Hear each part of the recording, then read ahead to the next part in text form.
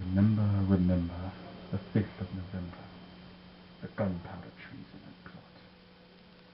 I know of no reason why the gunpowder treason should ever be forgotten. The words, such power we've been given, such power they hold, and yet we let this power lay dormant. I come to you on this day for the sole purpose of this predicament. As a people, we have lost our voice, and in turn have lost our power. To elaborate on this stifling silence that keeps us compliant and forces us to adopt a conforming nature. Now some of you may have already closed your minds to the idea. It's natural to be skeptical to the foreign and the unknown, but not obstinate. For years you have been told what is acceptable and what is the quote-unquote norm of society.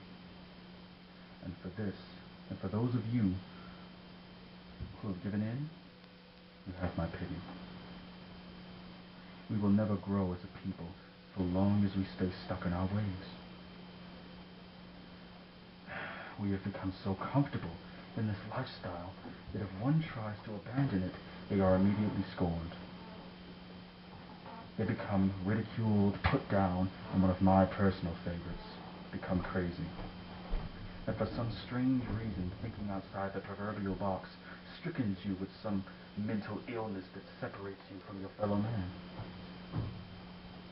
Why is it that we put so much emphasis in derison? Albert Einstein once said that it has become appallingly clear that our technology has surpassed our humanity. It is shameful that a statistic from the 1940s has become a reality almost 70 years later. We have been playing right into the media's hand.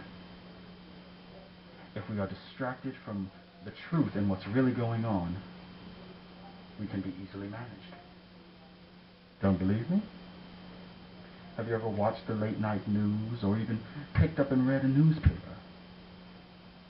They throw tragedy and celebrity nonsense at us, and we eat it up.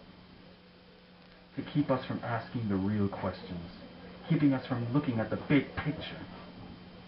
It has even gotten so bad that we have even stopped thinking for ourselves. It's institutionalism. Mankind has become so institutionalized because it's becoming too much work to be free. People can't be free. They may want to be told what to do. Humanity just refuses to be responsible. Now, if you haven't realized it by now, I am dressed as V from the graphic novel and film adaptation, V for Vendetta. And the reason for this is that I not only see V as a revolutionary and a phenomenal public speaker, I also see him as a role model. Now, in all of my 21 years of life, the only role model I could find resides in the comic book. In the film adaptation, V uses symbolism to explain to Evey Hammond how he will bring countless more to his cause. In retrospect, a bit extreme, but nonetheless effective. So I have guised myself in this visage to further enhance and explain this symbolism. On this day we celebrate Fawkes Day, the prime reason you should never forget. On November 5th, 1605, a plan was originated to blow up King James I and Parliament, to send a message to the people and their government to average the persecution on Roman Catholicism. Alas, the plan was foiled, and Guy Fawkes was hanged in 1606. Now, not only did V find this act valiant enough to make Fawkes his role model, but he found a way to fight the power in his own way as well. A man that knew the odds and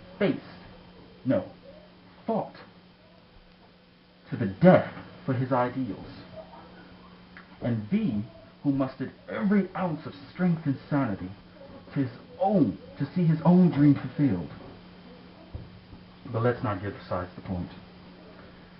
Besides the obvious explosives, both men used a weapon greater than any ever forged. Your intellect is and always will be your greatest weapon. I implore you to use it. Use this gift and never ever take it for granted. People say education is the most important thing right now. I respectfully disagree. The word education is just that. Another word made up for the sole purpose of categorizing or simplifying something that is either too complex to understand or to dumb down something that would otherwise be fantastic. It is your intellect, not your education. Learn the difference. Education means nothing when they tell you what you can and can't learn. Now I hope my speech has enlightened you. And I ask you to stand with me on this November the 5th. That if you see as I see, and if you think as I think, and if you are tired of this stupidity overlapping our people, then I ask you, get up and stand with me and make every 5th of November one that shall never ever be forgot.